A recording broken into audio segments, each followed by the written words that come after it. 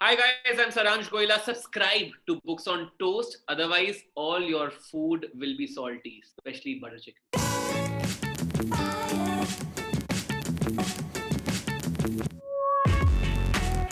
Hello everyone, my name is Anuya, and today we are here with a very special guest to do another episode of Casually Reading with Books on Toast. Yay! And be ready to get really hungry because I'm going to ask the guest to introduce himself and then we'll talk about all the cool shit he's done. And trust me, you're going to be left with a craving for butter chicken. That's right, butter chicken. And that's why we have Saransh with us today to talk to us about his reading habits. But before that, Saransh, will you please introduce yourself to our audience, just in case they don't know who you are? So, Anuya, first of all, thank you for having me over. I think I won't really call myself a reader. I think I'm definitely a casual reader because I do read when it's convenient. I think people who don't know me or who've not heard about me, I run a restaurant with the name of Goila Butter Chicken. I am a chef based out of Mumbai. I'm a Delhi boy, but I'm very popular for my butter chicken. That's something that is literally stamped on my forehead, like if I had to say so. And apart from that, I do a couple of TV shows. I have also authored a book. I think I had kept it somewhere with me. It's called India on My Platter, and that's the book that I authored. It's a light read as well because it sort of reflects my reading and writing habits. Saransh, I do really want to talk about your book a little bit here. So, fun fact, everybody, if you guys don't know, Saransh actually came to one of the first Books on Toast fests that we had organized in the Hive that Sharon and I had put together. And he came and he very graciously did a reading of his book, and he had quite the audience. And Saransh, tell me if I'm wrong, but is it true that your book, you are in the Limca Book of World Records because you Yeah. took the longest journey? Can you tell us a little bit? And was for your book, right? Yes. So, India on My Platter is about a young boy. It was written by me when I was 25 years old. I had recently traveled back then, India. And by India, I mean 100 days by the road, 60 cities, 20,000 kilometers, all in one go. And as I said, no planes, only road. So it was fascinating for me as a young chef to learn um, about the cultural heritage and the cuisine that we have. It was good to break a lot of stereotypes that I thought about our own cuisine. So that's the reason I was in Limca Book of Records, which was that I am the only chef who's traveled by road 100 days for discovery of Indian food. That's So the amazing. book is basically a travelogue or a memoir of my travels across India. That's awesome. Everybody, please go pick up the book. We'll link to it in the description section. Okay, so check it out. And Saransh, I have to ask you the question that we ask everybody who comes Ah, to our channel, which is, what are you reading right now? that's a great question. So, my girlfriend Divya gifted me this book called Sapiens, and that is something that I have been reading. It's a thick book with lots of pages and a lot of history and information. So it's taking me some time to get through it, but I have to say it is one of the most valued books in my collection because um, of the fact that it makes you feel so small in the scope of The universe. universe that we live in, so that you feel like a tiny speck, and that book really makes you realize as to what societies and humans are built upon. So I have to ask you now. For me, the pandemic has really changed the way I read. I find myself reading comfort food books, comfort food versions of books, which is like young adult or fantasy or romance, just like easy reads. Like I can't pick anything up that doesn't immediately tell me what's going on. So, Yeah, so my question to you is, has the pandemic affected your reading habits? Some people have gotten better at reading, is what I've yeah. heard. So how has it affected you? So I am somebody who likes to read on the move, on the go, like when I'm in a car, when I'm on a plane, when I'm at the airport waiting to catch a flight. So I used to sort of have a reading routine. Hmm. where I changed my habit from watching things on a flight to reading things on a flight. That's So I'm somebody who actually likes to read in a routine hmm. versus read when the world has stopped. I Hmm. think I am pretty much on the same board that because the pandemic has made me so restless that every time that I sit to read something, my mind sort of travels in 100 different places. So it has sort of affected my reading pattern in a sense where I have been stuck with the same book for a long. As I said, I'm reading *Sapiens*, and I keep picking it up and I keep putting it down again, despite the fact that I find it extremely interesting and it's sort of my kind of a book. Hmm. So I think it's affected me in a way where there's lapse of concentration. In fact, I've been trying to now do ebooks, Yeah, and I think is ebooks and audiobooks. it's really fun to listen to books. So, I mean, the best tip I can give you is put them on while you're doing chores, especially non-fiction.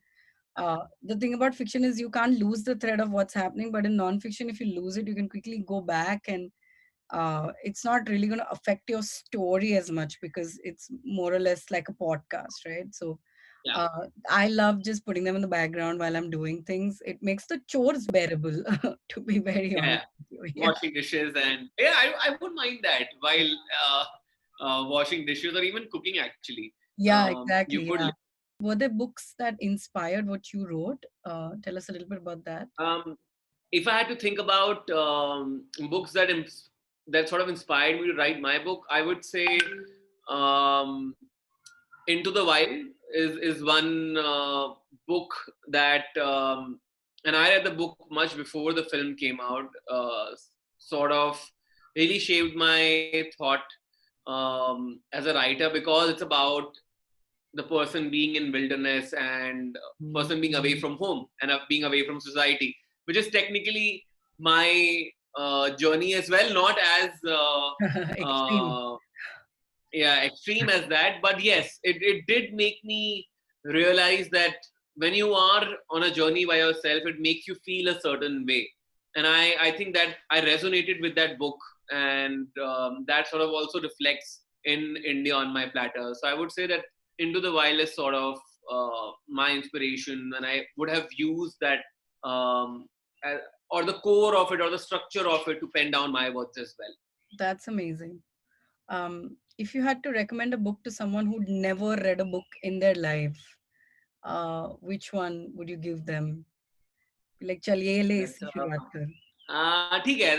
If I had to do that, I think I would just throw Harry Potter at anybody who is just starting to read. It's because it's amazing, right? It's difficult not to be lost in that magical world.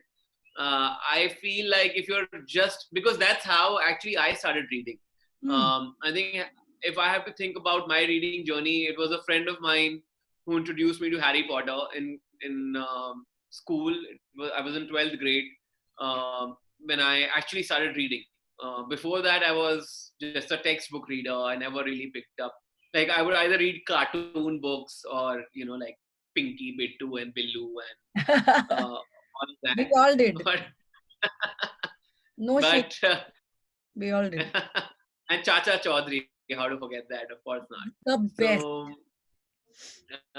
so yeah, I think Harry Potter was my sort of first series of books that I sort of indulged myself in, and I think it's a nice read because you can it makes you realize that not only films but even words can transport you into a different world, and it can impact you very very heavily. So I think I would just throw Harry Potter at somebody who's starting to read. That's a great recommendation. Everybody recommends Harry Potter as their first book, by the way. Like Yeah, whenever I think it's just universal. I clearly remember because from Harry Potter, I got into reading so much after that I was craving to read more books, Hmm. and I went on quite a spree. And the book that I picked up right after Harry Potter was The Fountainhead, and Wow. What? I was like point A to point Z. So But it put me into that motion, and I found it extremely difficult to read Fountainhead. I think I took 10 days to read the first 50 pages. I haven't read it. I gave up within like 2 minutes. I'm like, no, no, no. And then once I was hooked to it, oh my God, no, yeah, it's a different story altogether. Yeah, well, that's really, I have not ever been able to read Ayn Rand. She has a book called The Anthem, which I read. It's really short, and I finished that, Yeah, and I'm like, never again. I'm never doing this to myself again. Now that you've mentioned Harry Potter, it's yeah, actually hard to move away from that topic without addressing what she's done. Now, I'm not going to go into whether you agree or you disagree, because I feel like we'll never yeah, this will go on, right?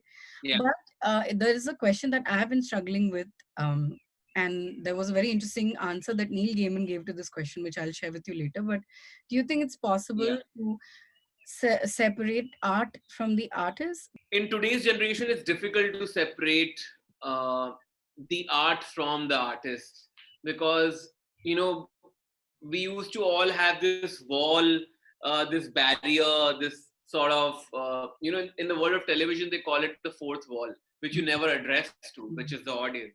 Yeah. And you keep that distance between yourself and your fans or your audience. I think the millennial generation does not agree with that. They want to follow or respect somebody's art if they associate with the person first. Yeah. Like they want to know, why should I read J.K. Rowling's books? Because of who she is. And I think that's a kind of shift that the world is seeing. So if I belonged to a generation where J.K. Rowling didn't write the Harry Potter books, I would probably question that. Oh, maybe I'm not too sure because I don't like her. I'm not sure if I'll believe in the world of Harry Potter. I told you I'd say what Gaiman said. So recently I saw an interview of Gaiman by Nilanjana Roy on the JLF channel. And he said that it just goes to show that the people who are writing books that you love reading are human, and they make mistakes, and they Yeah, are fallible. So let's just, understand that and leave it at that. And I thought that was also fair. Um, I mean, fair, right? Like I think it's difficult to expect perfection out of anybody. yeah. And I know it's J.K. Rowling, somebody who's built character, somebody who's thought of the whole universe, somebody who sort of reflects in telling you that kindness and um, you know kindness is the best trait that humans can have. So you would find it strange after reading her books for her to make any such comment, but that's what it is. I think humans, we're all humans, and sometimes we make a mistake. So your favorite Harry Potter character is obviously Goyle, right? Because you're Goyla. Nicely done. Nicely done.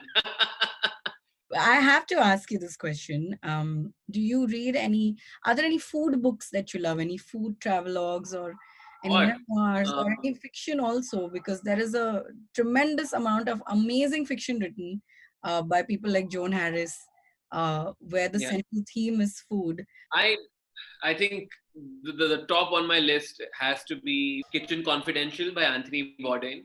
I feel that book. I read it in college. Hmm. I think in my second year of college, and it totally changed um, my mindset about being a chef. He put an element of his humane side to the book, which is he sort of was bare naked in the book, and he said what he wanted to say about him as a person and his journey. He shared it pretty ruthlessly, Hmm. and he is known to be very witty as well. So his readings and his learnings, I think, are any person who cares about kitchen or kitchen life or what chefs go through. I think Kitchen Confidential just puts it out straight. Like it's no holds barred. Then I would say Eat, Pray, Love is something that is again something centered around food and travel a lot.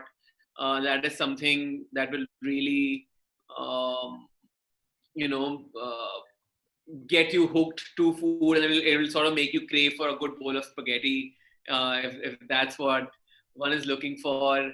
And then there is another book which is called the Flavour Thesaurus. And Okay. I feel anybody who cooks, Huh. and you don't have to be an expert cook, you could be a home cook, somebody's cooking out of hobby. I think the Flavour Thesaurus is so exciting just to know that, oh, vanilla and cinnamon, Hmm. why do they go so well together? Like, just to understand, it's not even scientific, it's very interesting, it's very exciting to know why will ingredient one work with ingredient two, or why is something called tropical, why is there a Hawaiian cocktail which has coconut, pineapple, all of that together. So I think the Flavour Thesaurus is a very, very underrated and exciting book that everybody should read. That really sounds like fun. I want to read it. Yeah, Flavour Thesaurus is amazing. So that's awesome. 3 books, guys. 3 food book recommendations. We could have asked for more. Now I want to know, when was the so another thing I've noticed is that through the pandemic, people are looking for things that sort of provide catharsis. We are all looking for books that sort of help us channel all this stress, right? So Yeah. I ask all the people that I'm interviewing during this time, what was the last book that you read that sort of made you cry? If I have to think of a couple of them, I would say Perks of Being a Wallflower is one of the books that I read. It's been a while. It's been a long while that I read it, but it really deeply affected me because while I haven't gone through any of those experiences, but as a young boy who was very, um, I think I was very, very shy, and I was, I would, nobody can even say that I seem like an introvert now, but I used to be like a class A introvert, and I would keep things to myself. And I think I won't say I had issues, but I was very, very underconfident, and I used to, and then I watched that film. It really sort of broke me down in a way where you realize that you're not alone. So many other people can go through similar feelings, and so many people go through far worse. I think I don't really remember what part, but there was another book called Tuesdays with Morrie. Mm. There were parts of that book that also made me sort of pensive and emotional, but it's been so long that I can't really remember which parts of the book. Now I'm traveling back in my head to remember it was the conversations in that book that sort of made me emotional, because it would remind me of my grandfather, and I read that book when he had passed away, so it sort of gave me this it would remind me of him in many ways. That's really sweet. So we've covered books, food books, we've covered travel books, we've covered fiction that you love, books that change your life. Uh, I'm sure that after finishing Sapiens, you are thinking, what should I read next now? Nerdy booktubers like us call this the TBR list, which is your to be read list. Sharon calls it Tabar. Oh, You can call it whatever you want. Taman. Tabar sounds fun. Uh, Although it's too close to cover for comfort, but that's okay. We all have a sense of humor about this. Yeah. What book in your Tabar are you really, really dying to read? For the longest time, I have been wanting to read Murakami, and it is just like every time I try to do it, something happens. But now it's absolutely on the top of my list. If TBR is what we're talking about, it's Murakami. There are 2 books of his that they're on my list. One is what do I think about when I think about running? Mm. Because I'm a runner. You are. Yes, I forgot about that. Yes. Is there So he runs, he writes, he reads. अभी क्या बाकी है? Acting भी कर ले. हाँ, acting थोड़ी बहुत कर लेता हूँ मैं, जब मन करता है तो I am able to act when I have to. So yeah, so his what do I think about when I think about running is something that I want to really read. And another popular one from him that I wanted to read was Kafka on the Shore.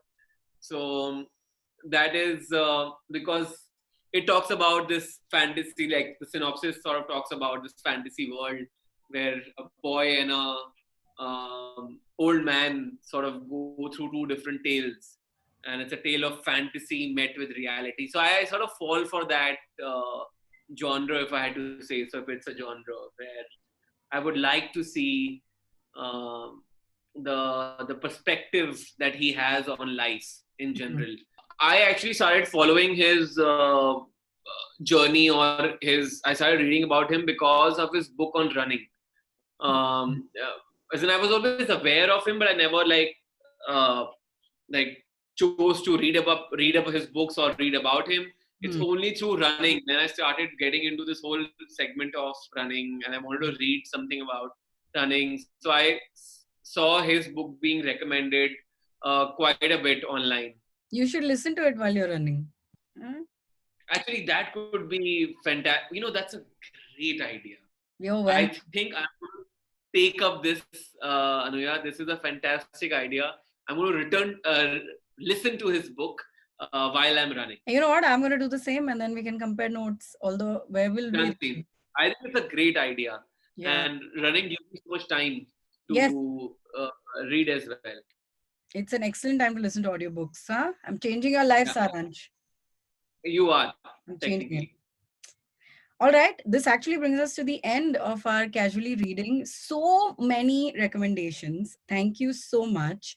Such excellent book. One book because we're on the subject of running, so I would like to definitely recommend everybody Tell. who's watching us right now to read Born to Run. Born to Run is a book that made me run a full marathon, and I feel like if it can make a lazy person like me run a full marathon, which by the way is 42 kilometers and plus, I feel it can change anybody's life. Wow. It's about a journalist who goes on this research where he finds a tribe in Mexico of Tarahumara runners whose life is around running. The whole tribe only survives by running. And the most fascinating part of that book was where they said a woman who gives birth, and then she runs with a newborn from one location to another for 50, 60 miles. She's able to run after giving birth to a newborn baby. It is, it's insane. Like, it's sort of shocking and unnerving. And it really makes you think as to what our DNA is and that we Yeah. are born to run. So, Yeah. highly recommended. That's awesome. I want to read this book. That it sounds like such a fascinating book. Yeah. That's It's a a very fast, yeah, it is fascinating. thank you for one more. And I just want to say thank you for so many books. I am definitely going to give Fountainhead a shot. I am going to run Yeah. and listen to Murakami while I run. Sharon will be very happy because she loves Murakami, and I'm like, "Nee, nee, nee." So maybe I'll, I'll give this a shot, and I'm definitely going to pick up Born to Run. And I am not even a nonfiction lover, so if you manage to convert me, then you get even more points to I sample. would get brownie points. Yeah, yeah, or butter chicken points, whatever points you want. Yeah, or butter chicken points. Yeah. Yeah, yeah. I'll Thank you get chips so much. of butter. Yes, that's what you get. Thank you so much for agreeing to do this, especially during pandemic times. And I feel like having books to read is really what's keeping a lot of us, helping a lot of us to go through this. So the another reason why we get guests onto the show is because Sharon and I have realized that we like a certain type of book, right? And we will continue to talk about those books. But the more guests we get, the more perspectives and the greater the spread of books and the perspectives, the suggestions that come onto the show, which is I why think it's a great idea. Also, people from different mm, industries sort of tend to read different books, right? Which yeah, reminds me, I didn't mention the book that I'm currently reading, a food book, apart from the Sapiens that I'm reading is a book on pakoras by this author called Sangeeta Khanna. And her book on pakoras is ingenious. It has some 200 pakora recipes. And while I have not been frying so many of them, but I'm just reading them. It's fascinating to just read pakora recipes. I don't know, I'm a chef. That's a great suggestion given the weather. So Yeah, it yeah, fits. yeah, that's like, I mean, what a suggestion to end on, right? Like more food that I can eat to become a golu. Um, Yeah. okay.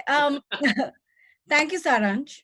And I'm going to wrap this up before he's like, "Arey, I wanted to talk about that book also. I forgot to talk about Yeah, that book." now I want some. Yeah. Now we are all in pakoda mode. So thank you so much, Saransh, for doing this. Your recommendations Thank were you, awesome. Anuya. Guys, we are going to list down all the books that were discussed in this conversation niche, okay, in the description box. So you can go check them out, you can go buy them. Also, check out Saransh's book, India on My Platter. It's about his journey, his travelogue, like we said, through India's food. Am I right? Is that a good Yeah. description? Yeah, a journey through India, eating his way through India. That sounds a little wrong, but the book is right. So go check it out, and also like this video if you like this video, and share it with your friends, and also subscribe to our channel, because we will keep doing these things and give you lots and lots of reading recommendations, and you can decide what you like and then read. Yeah, that sounds easy. It's easy to me.